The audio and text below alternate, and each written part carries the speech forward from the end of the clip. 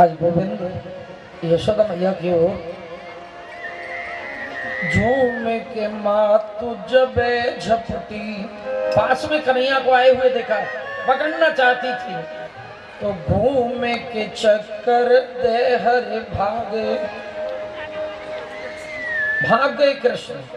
कभी मैया भागती पीछे पकड़ नहीं पा रही, लेकिन मैया श्रमित हो गई, पग पकड़ के बैठ गई। अरे कन्हैया मैं तो तुझसे थक गई। कृष्ण पास में आए, कृष्ण के पेट को अपनी रस्सी से बांधा। परिचित हुई अंगुलम नीनम, कितनी छोटी रह गई रस्सी, 2 अंगुल। दूसरी रस्सी को जोड़ा और फिर पेट को बांधा तो वो ही 2 अंगुल नीनम, 2 अंगुल छोटा। बार बार बांधती है, बार बार 2 अंगुल छोटा, ढेर सारी रस्सियों को बांधा, लेकिन भगवान का उदर बार बार बढ़ता चला जाता। यशोदा को ये दर्शा दिया 2 अंगुल छोटा। ये 2 अंगुल क्या है समझ लो, ये 2 अंगुल का जो फासला है ना, ब्रह्म का पेट बंद नहीं रहा है, ये 2 अंगुल का फासला परमात्मा और हमारे मध्य में है। इसमें 3 परतें हैं, मल, विक्षेप और आवरण। मल की निवृत्ति कर्म के द्वारा, आवरण की निवृत्ति उपासना के, मल विक्षेप की निवृत्ति उपासना के द्वारा, और मल और विक्षेप की निवृत्ति हो जाएगी तो परमात्मा कृपा करेगा। कोई सदगुरु भेजेगा जीवन में, सदगुरु पर्दा हटाएगा। दिल के आईने में है तस्वीर यार की, गर्दन झुकाई तो देख लीजिए, पर्दा दूर करने का कष्ट कर कीजिए, इष्ट देव का दर्शन कर लीजिए, दर्शन कर लीजिए। भगवान दूर नहीं है, 2 अंगुल की दूरी है परमात्मा की। जीवन निकल जाता है, 100 वर्ष का जीवन जीता है, लेकिन फिर भी बेईमान 2 अंगुल, कभी काशी, कभी बनारस, कभी इलाहाबाद, कभी वृंदावन, कभी मथुरा, कभी कहीं दुनिया में यात्रा करता है, लेकिन 2 अंगुल दौड़ नहीं पाता, सारा जीवन निकल जाता है। केवल 2 अंगुल की दूरी को दूर नहीं कर पाता, 2 अंगुल, केवल 2 अंगुल। और ये 2 अंगुल का द्वैत है, और द्वैत ही परमात्मा से दूर रखता है। अद्वैत मैया का अभी द्वैत से दूर। मैया को देखा, मैया को ये दर्शा दिया, बोले कि मैया ये मेरे अंदर और जीव के अंदर का द्वैत है, ये 2 अंगुल ये मिलने नहीं देता है। मैया का द्वैत दूर हुआ। पूर्व वाली रस्सी में ही परिचित भगवान के पेट को रस्सी से बांध दिया, उलूखल भी लटक गया, लकड़ी का उलूखल लटकाया। यहाँ दाब माने रस्सी संस्कृत में, और पेट को कहते हैं उदर, दाब उदर, दाब उदर। बोले दामोदर भगवान की जय। भगवान की ये दामोदर लीला हुई, भगवान का नाम नहीं पड़ गया दामोदर, दामोदर, दाब उदर, दामोदर, दामोदर। ये दामोदर मास में ही हुआ, कार्तिक के मास को दामोदर मास कहते हैं, भगवान की दामोदर लीला। और भगवान उलूखल लेके नंद भवन के बाहर अर्जुन के 2 जुड़वा वृक्ष खड़े हैं, निकल कर गए, और जैसे ही निकले इनके मध्य में होकर कृष्ण तो निकल गए, लेकिन उलूखल टकराया और जड़ सहित उखड़ कर वृक्ष धड़ाम से पृथ्वी पर गिरे। अति दिव्य स्वरूप धारण करके पार्षद रूप 2 सुंदर पुरुष प्रकट हो गए। बोल गोविंद भगवान की। भगवान के हाथ जोड़कर प्रार्थना की, प्रदक्षिणा की, और प्रदक्षिणा करने के बाद में देखते ही देखते एक दिव्य विमान आया, और उस विमान पर बैठकर वैकुंठ चले गए। राधे श्री कृष्ण गोविंद हरे मुरारी, हे नाथ नारायण वासुदेव। श्री कृष्ण गोविंद हरे मुरारी, हे नाथ नारायण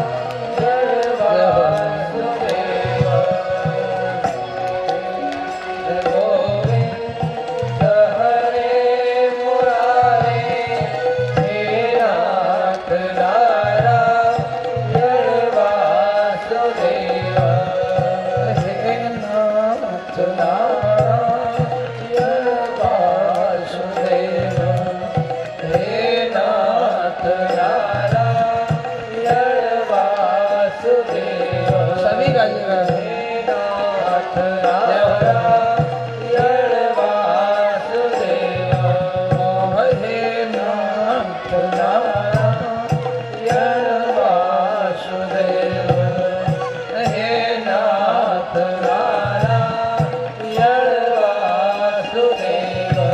एक और विचित्र लीला है।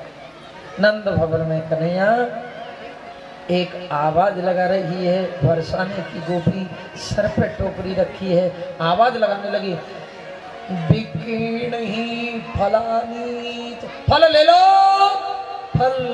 आवाज लगा रही है ब्रज की गलियों में, गोकुल की गलियों में, फल ले लो, फल बेच रही है फल।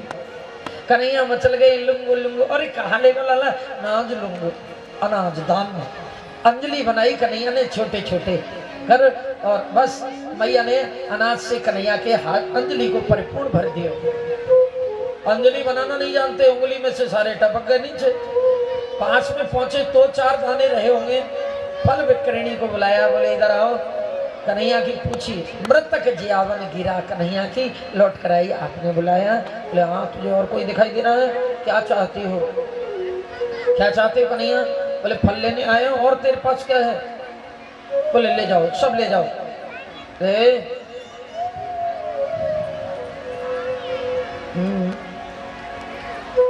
दान करे तो जाके श्रीमन नारायण चली जाए।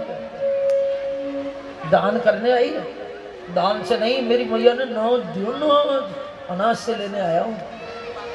2-4 दाने दिख रहे थे, गोपी को हंसी आ गई होगी। बोले ठीक है लाला, इस टोकरी में अनाज के दाने डाल लो और ले जाओ।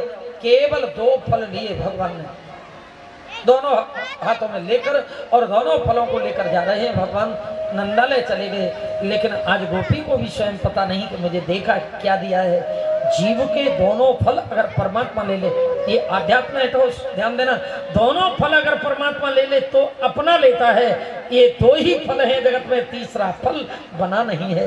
बोले गोविंद भगवान की जय। ये कौन से हैं? एक मीठा फल और एक कड़वा फल, एक शुभ और दूसरा अशुभ, शुभाशुभ फल। जब तक शुभ फल भी परिचित, प्रेम से बोलो श्री राधे, जब तक शुभ फल भी जीव के पास है,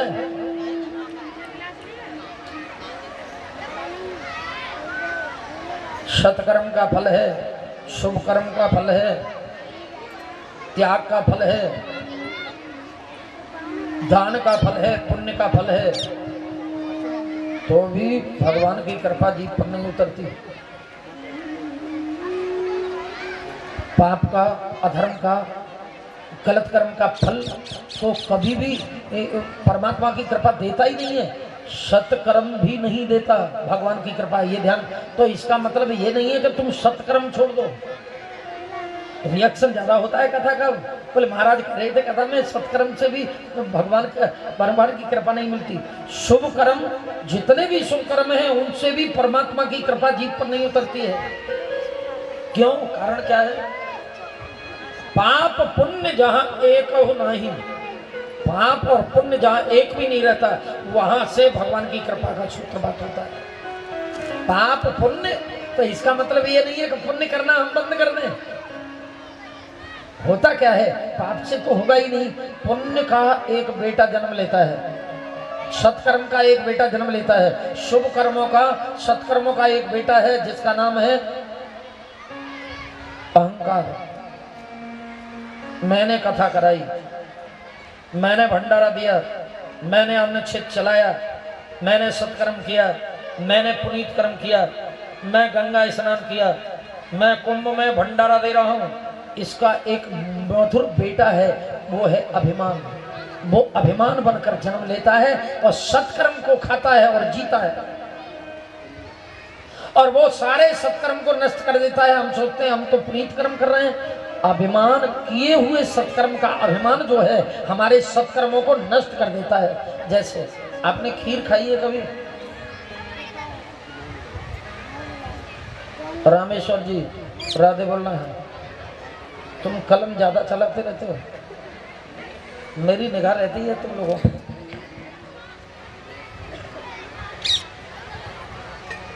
खीर खाई है आप लोगों ने? मेरी माताओं ने खीर बनाई है, खाई तो होगी। ये चावल वाले खीर की बात नहीं कर रहा हूँ, ये तो भात होता है। खाई नहीं खीर? खीर तो हमने खाई है ब्रजवासियों ने, बाबा पूछ लो। चटोरे ब्रजवासी हम खाना जामने। अधौटा कर ले दूध को, 5 किलो दूध का 2.5 किलो रह जाए, कढ़ाई में, हाँ हाँ। उसके बाद में एक भी चावल नहीं डालना है, उसमें फिर मेवा और छोटी इलायची का भंगार, देसी घी का 250 ग्राम का, फिर बनेगी खीर। खा के देखना कभी, राधे बोलो। ऐसी खीर कितनी खानी है परीक्षित, नाक तक भर जाए। इतनी खीर खाओ, इतनी खीर खाओ, खा जाओ खीर को। फिर उसके बाद में एक लहसुन की पुती खाओ। राधे डकार काई की आएगी,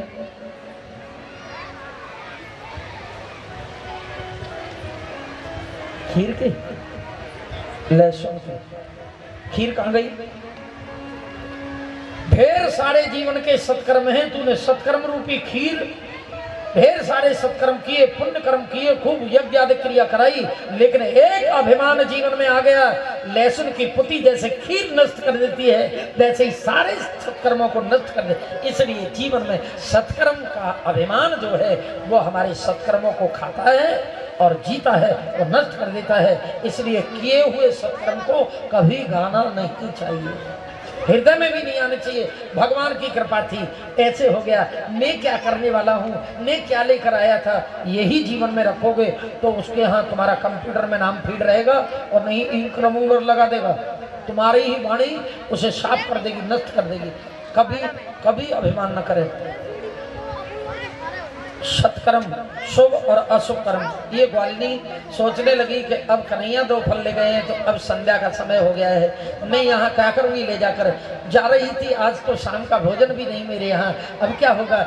जैसे ही वर्षा ने पहुँची, अपने घर में टोकरी उतार के रखी, हाथ पैर पकड़ कर बैठ गई, आज तो भोजन भी नहीं मिलेगा, अब क्या करें। लेकिन जैसे ही उस पर्दे को उठाकर टोकरी पे से उठाकर देखा परीक्षित, क्या देखा, रत्न भांडू का पुरचा, मुक्ता बाणे की हीरा पन्ना जवाहरात से टोकरी भरपूर भरी हुई। संकल्प कर लिया, गोविंद जब तुम्हें अंतिम फल तुम्हें बेचा है, अब जीवन में फल नहीं बेचूंगी और मुझे अब बेचने की आवश्यकता भी नहीं है।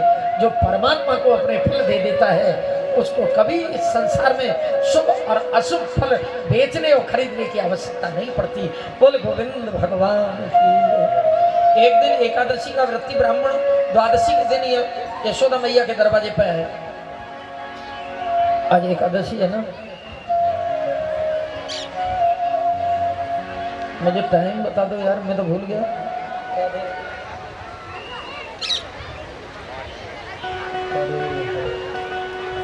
अहमदाबाद की घड़ी कुछ फास्ट चलती है क्या? बहुत जल्दी निकल गया। अच्छा, मैं तो सोच रहा था 3 बजे होंगे। चलो कोई बात नहीं, थोड़ी देर का समय। ये मेरी दक्षिणा है, जो अब समय जाएगा वो मेरी दक्षिणा होगी। और दक्षिणा कोई किसी की रखता है तो वो कर्जदार होता है। मेरा कर्ज चुका के जाओगे ना, मैं जब तक बैठा रहूं बैठे रहिएगा। बोलो गोविंद भगवान की जय। गिरधारी का आज पूजन भी होना है तो ज़्यादा समय नहीं लूँगा।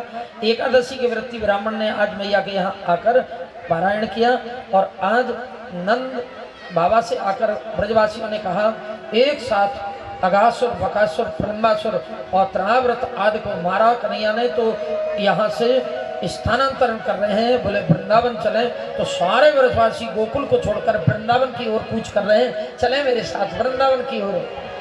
अरे मन चल वृंदावन धाम रटेंगे, राधे राधे नाम मिलेंगे, ओढ़ के कांवर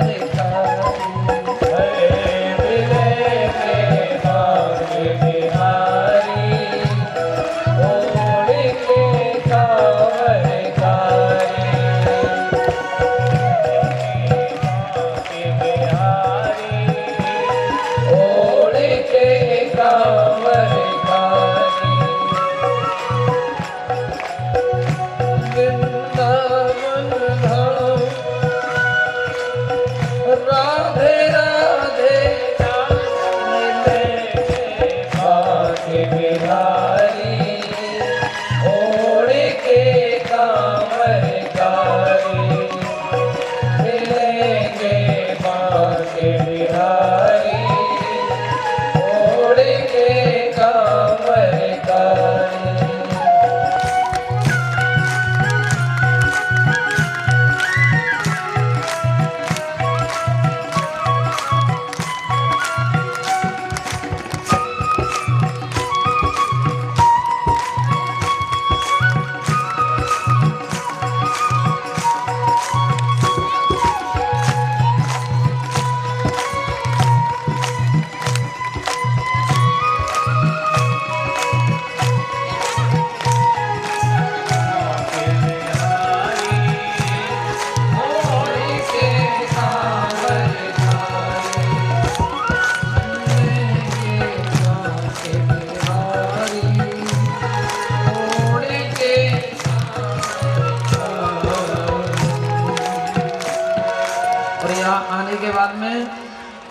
बोले वृंदावन बिहारी लाल की जय, बांके बिहारी लाल की जय। लेकिन इस समय हम हमारा मन कहाँ है?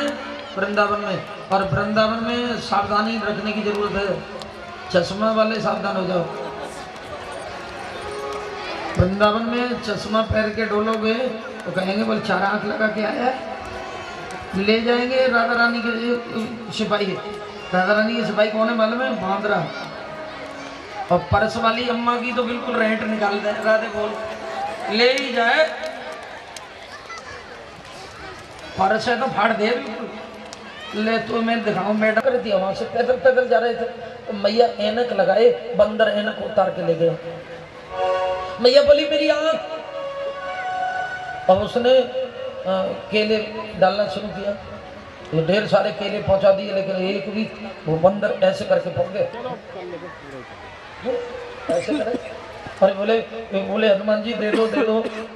एक गोसाई को 8-7 वर्ष को छोड़ा, वह गुजराती मैया की लहंगा पकड़ के बोला अरे तू कहा कर रही है ये?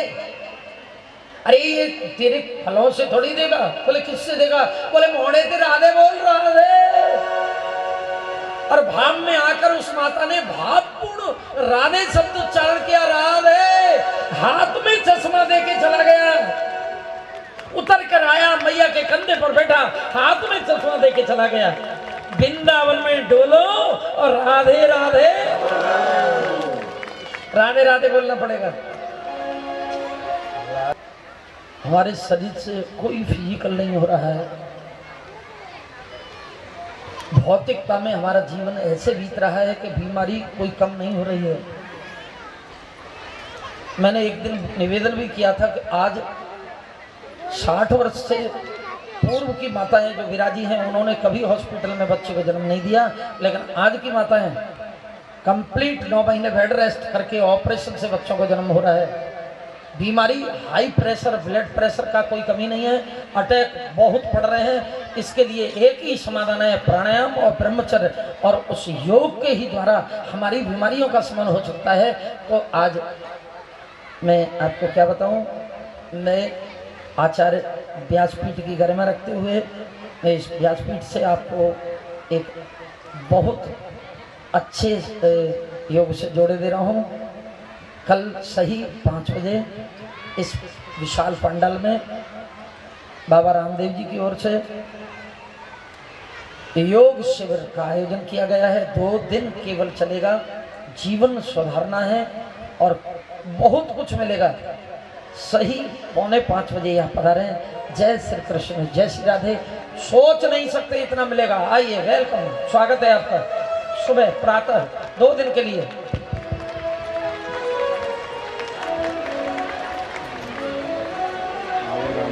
लीला माखन चोरी लीला का सार है। वृंदावन पहुंचने के बाद में माखन चोरी कृष्ण ने इसलिए की, कंस को पता चल गया कि कन्हैया को माखन बहुत प्रिय लगता है। अंशनों के द्वारा गोपियों के माखन में विष मिलवा देते हैं। भगवान अंतर्यामी है, जानते हैं कि किसके माखन में विष मिला है, उसी की मटकी को तोड़ देते हैं। नहीं तो इतना माखन था नंद बाबा के यहाँ, क्यों चोरी करता कृष्ण? माखन चोरी का केवल एक ही कारण था कि विषयुक्त माखन के भांडव विनश्यति तोड़ देता है और अपने पहला प्रयोजन पूर्ण करता है। परित्राणाय साधु नाम। साधु कौन? त्रेता में वानर भय, साधु त्रेता के बंदर। द्वापर में भय ग्वाल, द्वापर के ग्वाल बाल साधु हैं। ये वैष्णव हैं, यहाँ के वृक्ष वैष्णव हैं साहब। वृंदावन के वृक्ष को मर्म न जाने कोई। ये वृंदावन में ग्वाल बाल, गौ, बछड़े और वृक्ष, ये सब संत हैं। त्रेता में वानर भय, द्वापर में भय ग्वाल और कलयुग में साधु भय तिलक छाप और माल सियावर। रामचंद्र की जय। और हर युग में इनका आनंद चकाचक रहा है। राम जी के साथ खीर खाई, कन्हैया के साथ माखन चाटे हो, और आज भी कोई मिर्च खाए तो खाए, इनके लिए सब्जी जरूर बनाएगा। राधे बोलो साहब। ये चकाचक है साहब। अरे क्यों नहीं होगी? राम भक्तों के पास कोई कमी रहती है क्या? राम जपो आराम मिलेगा। खाने को पकवान मिलेगा, कब मिलेगा? बोले राम जपो आराम मिलेगा। दुनिया में सम्मान मिलेगा, कब? बोले राम जपो आराम मिलेगा। चार पहिए की गाड़ी की कौन कहे? राम जपो आराम मिलेगा। और उड़ने को वायुयान मिलेगा। चकाचक है, ऐसा राम में सब कुछ है। रहने को मकान मिलेगा, किसी और ने बनाया है, मैं रह रहा हूं। राम जपो आराम मिलेगा, रहने को मकान मिलेगा। राम नाम में बहुत बड़ी शक्ति है। शरणागति स्वीकार करें। विलोक्याम दूषतान कृष्णा कृष्ण कृष्णा हनुमे वो का उच्चारण करते हुए कृष्ण ने एक बार यमुना का जल दूषित देखा। कालिया नाग के विष के कारण विषाक्त हुआ ये जल। भगवान श्री कृष्ण ने इसे दूषण दूर करना चाहा। किनारे पे जाके खेल किया। लीला बिहारी है ना, लीला के माध्यम से दूषण दूर कर रहे हैं। काली दह के किनारे गेंद बल्ला का खेल शुरू कर दिया। काली दह पे खेलना है और गाँव ना है, राधे समय नहीं है। काली दह में पहले ही बॉल पर ऐसा बैट घुमाया कन्हैया ने, शिक्षा बीच काली दह में।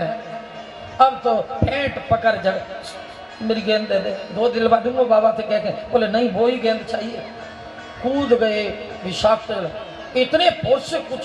सुखदेव जी कहते राजन परीक्षित, यमुना का दूषित जल 100 धनुष उछल गया, 300 हाथ चले जा रहे हैं।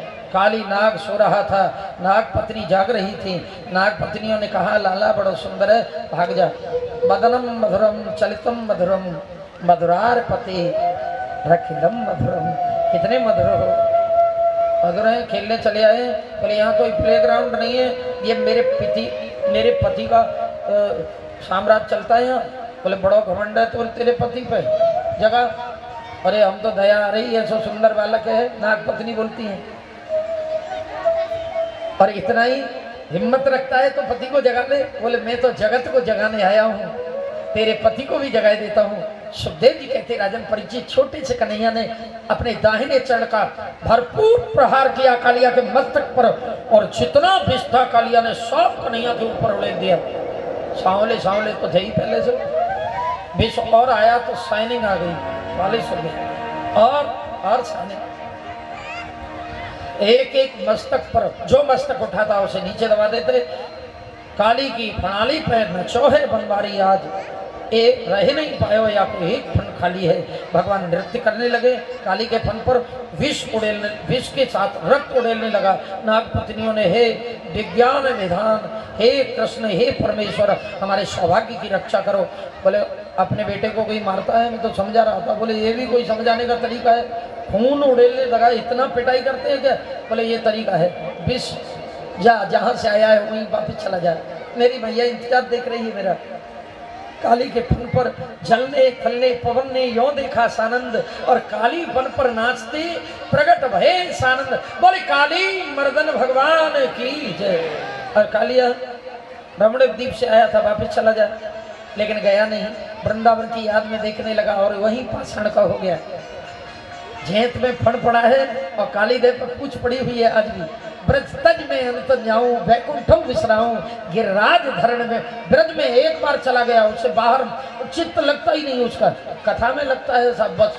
और फिर कोई कहे कि 11 तारीख को रुक जाओ तो सिंगट भी ना रुके, राधे बोलो साहब। वृंदावन की याद आवे हमें तो हम एक क्षण मात्र वृंदावन से दूर रहने पसंद करें। बिल्कुल अच्छा नहीं लगता कहीं दुनिया में। ब्रज वो वैकुंठ से आया हुआ इंद्र, देवलोक से आया हुआ इंद्र कहता है कि अब मेरी इच्छा नहीं कर रही, मैं गिरिराज धरण में थोड़े दिन निवास करना चाहता हूँ। आगे कथा में मिलेगा।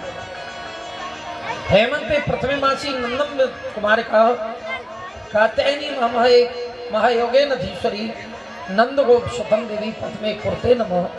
अगहन का महीना था, आश्वज का। कुंवारी कन्याएं नंद ब्रज कुमार का जाती हैं यमुना स्नान करने और कात्यायनी मैया की पूजन करती हैं और कहती हैं कृष्ण नंद गोप को लाला कृष्ण हमें पति रूप में प्राप्त हुए। हे कात्यायनी, हे शंकर प्रिया, हे पार्वती मैया, बहुत सुंदर प्रार्थना करती।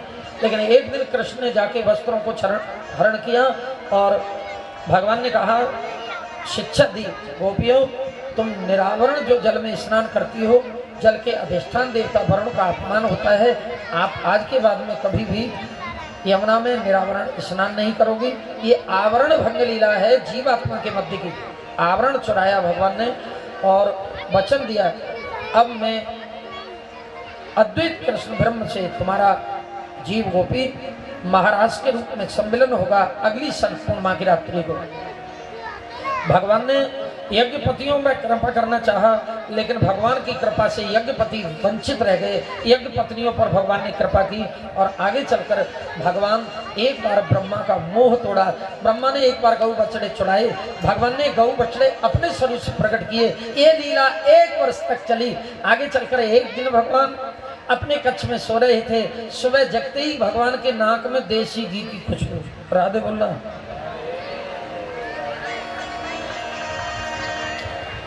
और वो खुशबू रसोई घर तक खींच ले गई। आंखें मलते जाए कन्हैया। मैया ने कही दूर दूर दूर दूर दूर दूर करिए दूर। अरे कहा बात है री मैया, बोले न नहावे न धोवे और न कुल्ला करे, चलो आवे। मैया तो गुलगुला सेक रही, पुआ बना रही, कचौड़ी बना रही, बड़े बड़े व्यंजन बना के रख रही। क्यों? आज इंद्र का पूजन होना है। मैया बोले आज इंद्र का पूजन, इंद्र भगवान है, उनका पूजन होगा, चल हट। बाबा के पास रोते हुए गए, बाबा से पूछा, बोले बाबा आज एक पकौड़ी ना दी। मैया ने कहा बात है? बोले भगवान पर्जन्यो भगवान इंदो मेघस तस्यात् मूर्तया ये अविवर्षन्ति भूतानाम प्रणयम जीवनम पयम। मेघमालाओं को आदेश देता है इंद्र, वर्षा होती है, पर्जन्य। आज के दिन हमारे यहाँ ब्रजवासी इंद्र का पूजन करते हैं। बोले इंद्र कौन है? बोले मेघों का देवता है, इससे वृष्टि होती है, पृथ्वी अन्न देती है, जीवन चलता है। बड़े भोले हो ब्रजवासी हो। बाबा एक बात बताऊं, इंद्र बारिश करने का ठेकेदार नहीं है। प्रत्येक जीव का एक स्वाभाविक धर्म होता है, एक कर्म होता है। रजसो प्रेरित मेघई, रजोगुण से प्रेरित मेघ स्वयं वर्षा करते हैं। तो इंद्र कहाँ से आया? बोले लाला इतनी बात कहने के बाद में तेरा मंतव्य क्या है, क्या करना चाहे? बोले छोड़ दो इंद्र को, हमारे ब्रजवासियों का भगवान इंद्र नहीं है। बोले फिर कौन है? बोले गिरिराज भगवान। बोले नादान की दोस्ती जीव को झंझाट। लाला छोटा सा लाला है, सारे ब्रजवासियों ने बुलाओ।